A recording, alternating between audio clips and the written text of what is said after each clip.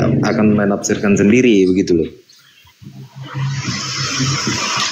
Yang akan menjadi pertanyaan saya gini loh Bang, apakah semua yang dilakukan umat Muslim itu akan minta Allah, perintah Tuhan gitu loh?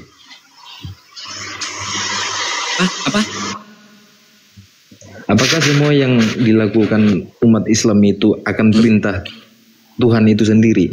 Oh, kalau bicara masalah ke oknum, ke orangnya, itu ya beda lagi Bang. Tapi kalau yang udah tertera di dalam hadis atau di dalam Quran, itu benar-benar, kalau di dalam Quran ya, itu benar-benar perintah dari Allah Subhanahu Wa Taala.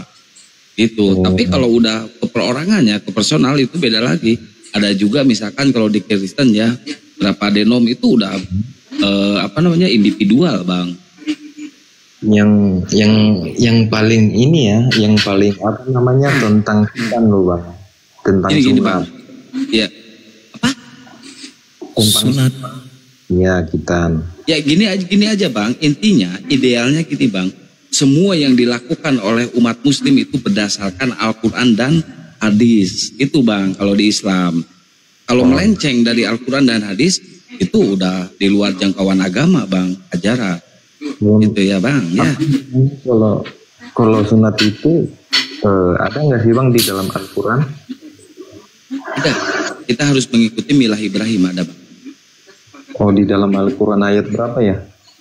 Ya Bang, cari aja sendiri Bang. Aduh, namanya belajar Bang, masa saya cari sendiri? Bisa, di Google banyak Bang. Kan kalau dijelasin di sini bisa sampai besok lusa Bang. Sampai belum tentu Abang terima juga jawabannya. Enggak, saya akan terima kok. Ya Abang googling aja, ikut milah Ibrahim di situ Bang. Namanya pengen belajar ya, pengen tahu lah Bang. Ya, Abang ini mencari kebenaran atau cari pembenaran Bang di sini Bang.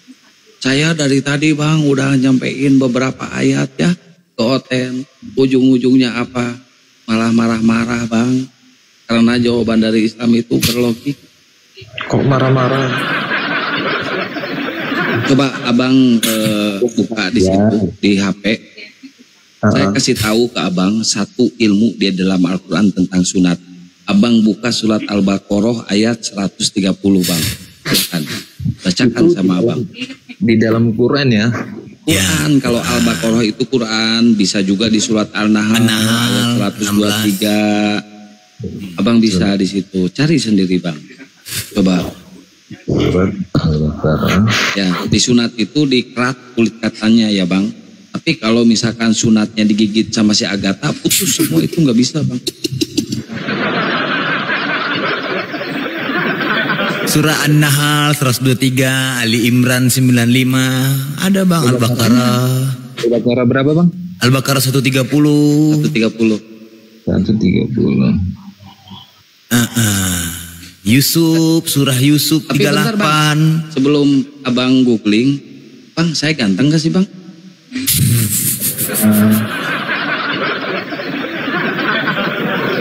Namanya laki-laki nggak mungkin cantik lah Bang. Nice. Udah Bang, surah Al-Baqarah 130.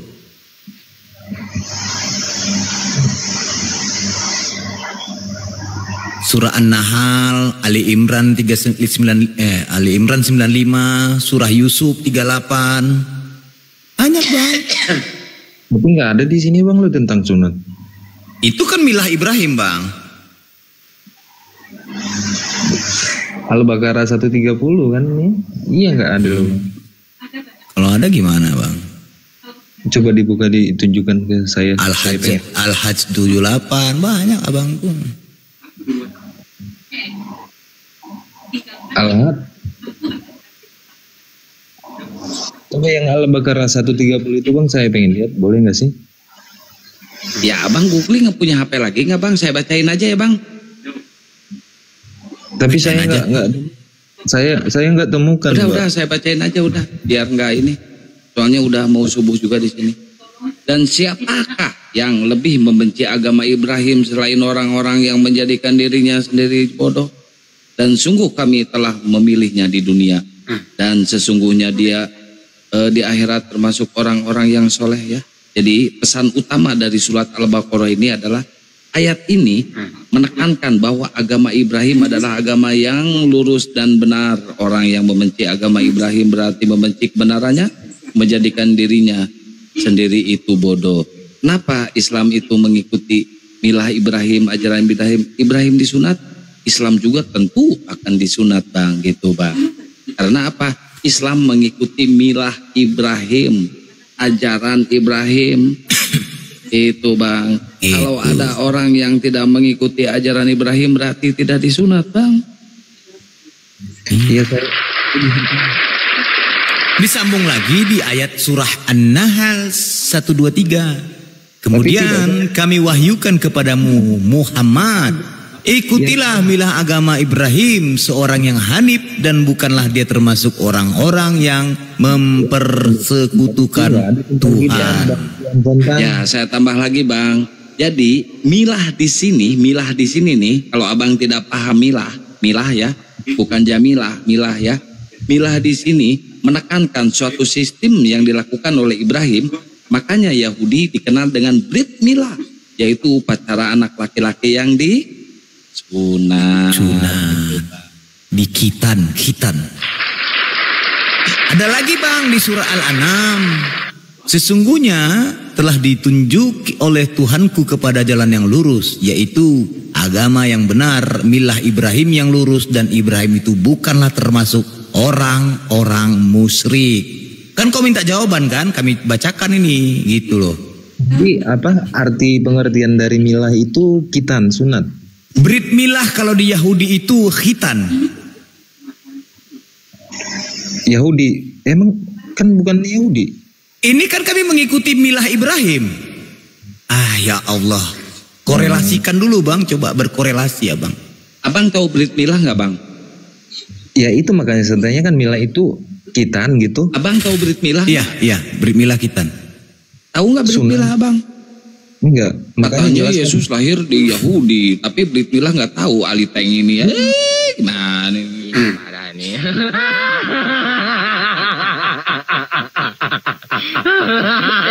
Tenang. Abang itu taunya bukan Brit Milah, abang itu taunya ini nih bang. Enggak loh, maksudnya apa namanya?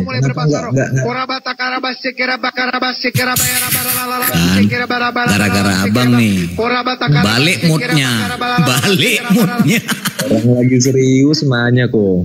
Ya jangan sampai gue abang ngebully. udah dijawab itu, makanya kalau dijawab jangan dibantah bangku. Kalau abang kurang tahu, Brit Milah itu adalah khitan, yaitu sunat kepada anak laki-laki. Coba artinya milah saya ditanya dulu ya. Cobalah Brit Milah, coba Kan abang udah ketik saya aja. jelasin bang, milah di sini menekankan kepada sunat bang. Makanya di Yahudi ada Brit Milah, yaitu anak kecil wajib disunat bang. Katanya abang Yahudi rohani. Katanya abang Yahudi pesek.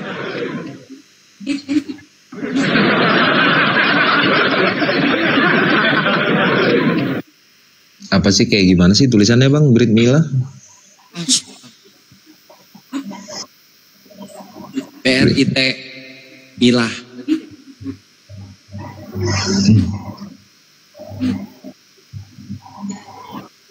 Perjanjian sunat Brit Milah adalah yang dikenal sebagai Kris dalam Ya kan? perjanjian. Iya bang, betul kan bang? Upacara sunat laki-laki Keyahudian yang dilakukan pada hari ke-8 ataupun lebih setelah kelahiran bayi laki-laki. Makna perjanjian itu adalah simbol perjanjian antara Tuhan dan Abraham yang kemudian dilanjutkan kepada seluruh keturunan Yahudi. Sunat menjadi tanda bahwa seorang anak laki-laki Yahudi bagian dari orang yang terpilih dan terikat pada perjanjian tersebut. Kalau orang abang kan nggak mengikuti perjanjian lama. Tapi ini kan ajaran Nah Yahudi. gini bang, bentar bang ya. Nah bang, Yesus kan disunat nih. Ya Bang, Yesus kan disunat. Dan Yesus juga kan seorang Kristus ya Bang ya. Nah terus kata Paulus, kalau kamu menyunatkan dirimu, maka Kristus tidak berguna bagimu ya. Nah Yesus gelarnya Kristus. Yesus disunat umurnya 8 hari. Berarti gelar Kristus yang Yesus sanang itu tidak berguna dong Bang. Itu kata Paulus ya. Kata Paulus ya Bang ya. Kata Paulus ya. Sunat nggak sunat sama-sama nggak berguna buat kalian Bang. Orang Nabi Ibrahim emang orang asli keturunan mana sih Bang? Keturunan Adam. Enggak, maksudnya dari bangsa apa gitu? Batak.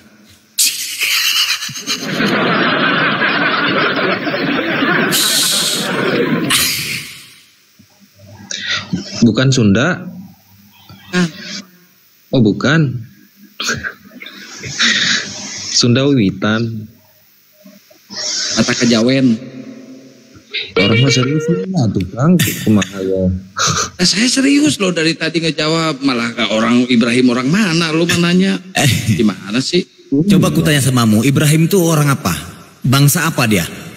Ya, itu pertanyaan Yahudi saya. itu anak Yakob Bang, Yahudi itu Bang, anak Yakob. Ibrahim ataupun Abraham itu bangsa Semit. Tapi kok di Yahudi sana itu namanya bukan Ibrahim? Iya, Abrahamik. Ini kenapa diganti? Bangsa Semit. Kau tanya tadi banyak. Abang melompat-lompat. Naon atuh si buruk. Iya loh. Abang tahu nggak cikal bakalnya Israel itu diambil dari mana Bang? Yang ganti namanya itu loh. Enggak. Israel itu cikal bakalnya dari mana? Cikal bakalnya dari mana Israel? Israel itu diambil ketika Yakob berantem nih dengan Tuhan kalian. Tapi Tuhan kalian malah nonotnya yang dihajar sama Tuhan kalian si Yakob. Gitu kan. Menang, Ding. Tapi yang akhirnya Yakob yang menang. Tuhan kalian kalah gulat sama Yakob. Tuh, makanya dirubah namanya Israel. Pangkal paha Yakob terpelecok. Ada tertulis itu di Kejadian 17. Bacalah. Baca. Disitulah cikal bakalnya Israel itu dinamakan Israel. Enggak. Yakub, namamu bukan Yakub lagi kan begitu. Ketika Fajar menyingsing, matahari mau terbit, ini yang berantem sama Yakob amit karena Fajar telah menyingsing. Coba kita pakai logika. Siapa yang takut? Makhluk apa yang takut dengan adanya matahari? Jawab. Maju mana maju? Maju tadi malam mana? Kok semakin malah jauh semakin jauh sih Bang? Iya, pertanyaanmu makin menjauh-jauh tadi, makanya tanyanya Ibrahim itu dari bangsa mana? Dijawab bangsa Semit. Kita balik lagi aja dulu nih kan. Nah itu baru enak kan. Perjanjian lama itu kan. Saya tanya dulu. Emang kalau misalkan Abraham itu kata abang dari Yahudi, ada nggak data secara eksplisit mengatakan bahwa Abraham itu keturunan Yakob? Coba jawab. Kok jadi bisa Ibrahim gitu loh? Enggak, kan kata abang Abraham itu kan orang Yahudi nih, kata abang. Apakah Abraham itu anak Yakob? Di Taurat, perjanjian lama. Iya, coba cari. Coba cari satu aja bahwasanya Abraham itu bangsa Israel. Ya. Sedangkan Yakob itu udah emang Bani Israel. Nah, sekarang cari Abraham itu Bani Israel bukan? Sebelum Yakub dirubah namanya Israel, tidak ada Israel, Bang. Makanya ada 12 suku bangsa Israel dari anak-anaknya Yakub. Belajar sejarah, Bang. Atau gini, abang kalau mempermasalahkan masalah nama, Yesua itu kan orang Ibrani. Nah, kok jadi Yesus? Nama orang Yunani, ayo jawab. Ayo jawab. Yesua itu nama orang mana? Ibrani, ya kan? Kenapa jadi Yesus? Nama orang Yunani. Ayo jawab. Gitu Bang. Jadi Bang, nggak bisa jawab kau itu. Udahlah, pusing kau itu Bang. Abraham itu keturunan dari Sem, putra dari Nabi Nuh. Dan keturunannya itulah kemudian dikenal sebagai Bani Israel. Lalu mempunyai putra namanya Ishak dan Ismail. Begitu. Jadi secara geologinya ia itu termasuk dari bangsa Semit. Sejarah Bang. Lanjut Kang Kiang. Ya ternyata susah mode serius itu ya. Benar. Clear. Nyerah saya mah gak bisa serius beneran. Jangan. Aduh Bang, itu udah kurang apa lagi Bang? Kami menjelaskan Bang, kurang apa lagi? Jangan sampai kayak si Macu tadi malam ya. Tadi malam tahu kau dibilangnya bergumul itu berdoa. Bergumul itu berdoa. Iya berdoa. Kita harus bergumul membawa masalah kepada Tuhan. Bergumul apa? Baca di Kejadian 17. Yakub bergumul dengan Tuhan, patah kakinya, kena nonotnya. Ada yang menang, ada yang kalah. Menurutmu apa itu? Kalau menurutku tuh Smackdown atau UFC Pro. Ini kayaknya Abang Jerliman ini kayaknya di gereja BC ya, bukan gereja GPU ya. Kenapa Bang? Bang di gereja mana? Saya gereja KTP. Berarti kau nggak ini Bang ya? Jujur aku mau nanya Abang, kau rajin nggak ke gereja Bang? Enggak.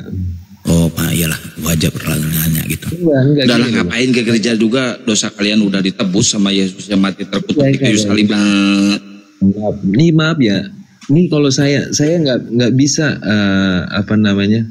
kalau seandainya saya itu rajin gereja ya, saya akan nggak seperti ini gitu loh. Iya betul. Saya akan mungkin lebih baik dari ini gitu loh. Ada siapa? Pendeta aja yang tidak setiap minggu di gereja. Tahu sendirilah kau kan Bang Jerliman, rahasia umum itu kan. Bang, sekarang gini loh Bang, ini kan akal dari pikiran saya sendiri ya. Namanya orang beragama itu merendahkan dirinya gitu loh. Merendahkan dirinya agar berbuat baik gitu loh. Gak gini, gua tanya, ada nggak di agama, di salah satu agama larangan untuk berdiskusi atau berdebat? Ada nggak? Menurut saya nggak ada sih. Ya udah, selesai. Ya namanya saya agak ini juga ya. Nah, ada juga nih kasus saya dengar yang di Depok itu Cilodong. Gini. Yesus aja berdebat loh sama Allah, sama Bapa. Jangan ke situ dulu, ini curhatan. Enggak, ke situ aja dulu. Pengen ke situ saya dulu Bang. Debat yuk. Sama rabi-rabi aja debat dia sama rabi-rabi. Curhatan saya, pokoknya abang-abang itu harus dengar dulu curhatan hati saya. Oke. Ini ya, kayak di di Papua ada yang mau ngebangun masjid, nggak boleh dibongkar. Nggak boleh di Papua, habis dibongkar. Habis bongkar. Ini saya padahal SK2 menterinya ada loh, SK2 menterinya ada Kang. Ada. Di Papua nggak boleh. Demo itu orang Kristen di sana Bang. Nggak ada toleransinya. KKB itu mah beda tuh kan. Iya sama, orang Papua itu juga sama rata-rata. Orang itu kan mengibarkan bendera Israel. Nggak keyakinan itu mah Bang, itu mah tentang kekuasaan. Dia mau ngebunuh aja loh. Haleluya. Mereka ingin merdeka sendiri kok kalau KKB. Ya Kristen itu agamanya. Kau udah pernah nengok yang di Bekasi nggak? Udah pernah nengok gereja yang di Bekasi belum? Belum, apa itu? Gereja yang 6 pintu, 6 ruko, 6 rumah, 6 gereja bermacam-macam denom, tapi kamar mandinya 1. Lalu? Coba 1 halaman gerejanya 6. Itu udah kayak perumahannya Bang Zuma itu. Masa iya sih? Coba lihat. Rumah saya aja Bang, 3 kamar mandi Bang. Wah, pamer nih ceritanya nih. Enggak, lebih hebat dibanding dengan gereja yang di Bekasi. Lebih hebat. Kamar mandinya 1. Gotong royong. Boleh gitu loh Bang. Diceklah kalau nggak percaya kau. Serius itu Kang Kian Santang betul. Ceklah gereja 6 di gini. Gereja 6 di Bekasi. Langsung nongol itu di Google. Lihat dah. Satu hamparan, satu halaman, satu pagar, denomnya berbeda-beda. Nah itu tukang parkirnya pasti berebutan perpuluhan juga itu. Tapi kenapa ya Bang ya orang-orang Kristen ini sok ke Islam-Islaman pakai nama Islam, istilah-istilah Islam gitu ya. Gereja ini benci sama Islam tapi memakai nama-nama Islam ya. Contoh? Gak pede dengan nama-nama Yunani gitu ya Bang ya. Enggak, contohnya Bang. Contoh sampulmu itulah sampul. Kok pakai Alkitab gitu? Al itu artinya apa sih? Nah itu enak itu kalau dipertanyakan. Al gitu berasal dari mana Bang? Iya, artinya apa gitu? Enggak, al itu berasal dari mana? Al itu? Ah. Ya al itu digunakan setahu saya. Berasal dari mana bukan digunakan. Iya, tahu tujuan abang itu pasti. Iya, berasal dari negara mana? Dari Arab gitu kan? Dari Iya Arab. pasti. Nah sekarang pertanyaan saya. Apakah bahasa Arab itu tidak ada sebelum datangnya adanya Islam gitu? Nah sekarang saya tanya, kitab abang original teksnya berbahasa apa?